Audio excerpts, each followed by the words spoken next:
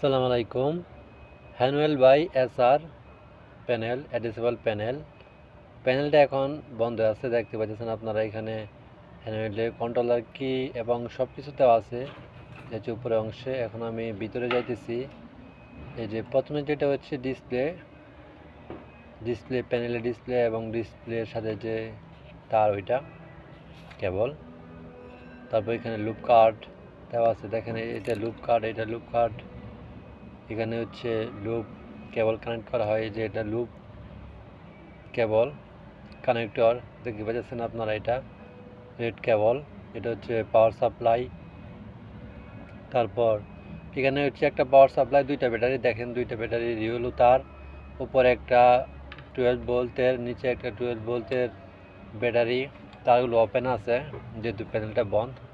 তো সবাই ভালো থাকবেন, সুস্থ থাকবেন, আমার চ্যানেলটা সাবস্ক্রাইব করবেন, লাইক করবেন, শেয়ার করবেন। ধন্যবাদ।